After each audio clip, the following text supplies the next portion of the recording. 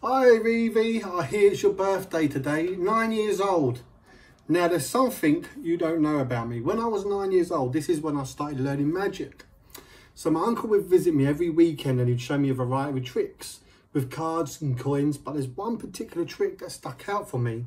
He would take like a red handkerchief, place it into his fist, give a little blow, and it used to change colour.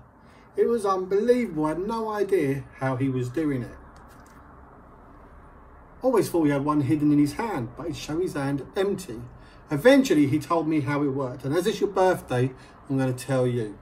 He said that the red handkerchief is there, it's just invisible and you can't see it. And this is what magicians do, you see, to hide things from their audiences. They literally turn them invisible. And I know when I saw you recently, you was talking about things being invisible. Well, there it is, you just can't see it. I'm just going to place it over my wrist. So this is how they do the vanishing like handkerchief trick. What they do is they put it in their fist all the way in and then they pull it through the bottom. You can't see it, but part of the blue one's sticking out just here. All right, so we pull that right out, give it a little blow and it's gone. So obviously in this hand, now to get it back, all we do is reverse the magical process. And that's when you can get the blue handkerchief to come back again. So this is how they do the rabbit in the hat trick. The rabbit's always in the hat, but you never see it because it's invisible.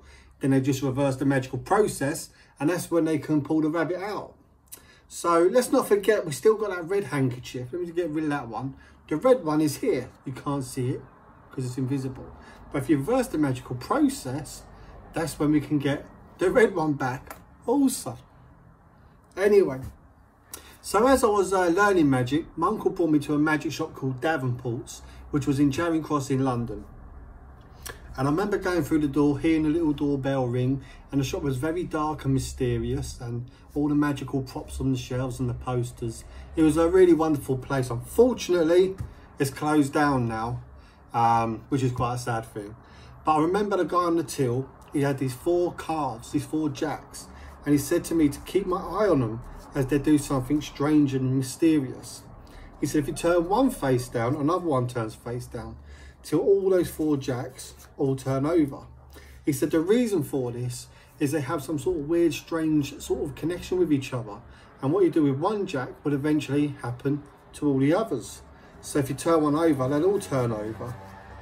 And again, if you turn one face down, another one turns face down till they're all alike. He said this one is going to place away in his pocket, but it doesn't stay there.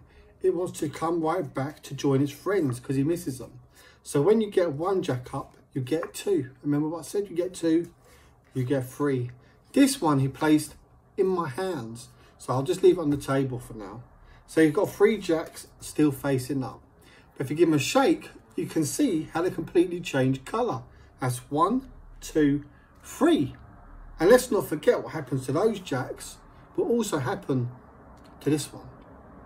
And that's when my mind was blown too. I had no idea how he was doing this stuff.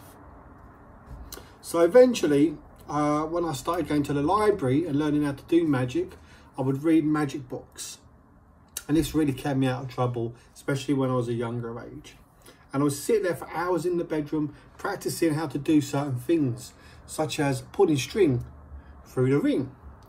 There you go. Now I'm going to tell you the secret to this in a sec. Quite a lot of people don't really think that ring is on the string. But if you was here, you could pull and yank that as much as you wanted to, and you can even hold the ends and the ring still comes off the string. Now I'm going to show you up close just in case you think you're missing something here. But that really is on the string. And you can tug and tug and tug that. Now if you ever want to do this, it's important. The ring is on the string, of course, and also the lengths of the string are about equal, and then you can just get it off. Now to get a ring on the string, well, I guess that does take magic after all. But there's the ring on the string, and if you was here, your brother could have one end, someone else could hold the other, and you can blow, and it literally goes from here down to here, right on my finger. Now let me just show you something with cards real quick. So I believe you're 9 today, so we're going to use a number 9 card, the 9 of clubs. That's what we use for your card, Pinks. Just to show all the other cards are different. Now that 9 is going to be a very special card. So if I cut the pack a few times, you could even give it a shuffle. And you see your card's not on top, nor is it second to top. But if you want it on top, all you do is you kind of wish happy birthday. And it comes to the top every single time.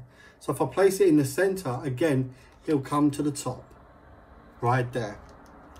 So if I place it in, now it's not going to be on top. I can even show you. So it'd be a 7 of clubs in this instance. But if I just push it in, it comes right to my fingertips. The 9 of clubs.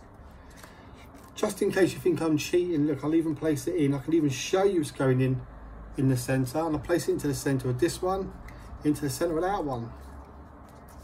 Yet somehow, the 9 should always come to the top. Well, this is the 7 in this case. But look, just a snap. And it comes right to the top again. And we can do this all day if you wanted to, where the 9 just keeps coming to the top. And sometimes I do if I'm bored. We'll tuck it in there again and again. Again, just a little riffle. And you see it's right on top. What I'm going to do is I'll put a bend in it so you can kind of see what's going on and where that is. So you see it's kind of going in the middle. But then when you want it on the top, you just wish a happy birthday. And then 9 will always come to the top. Anyway, Pinks, you have a good birthday. Take care.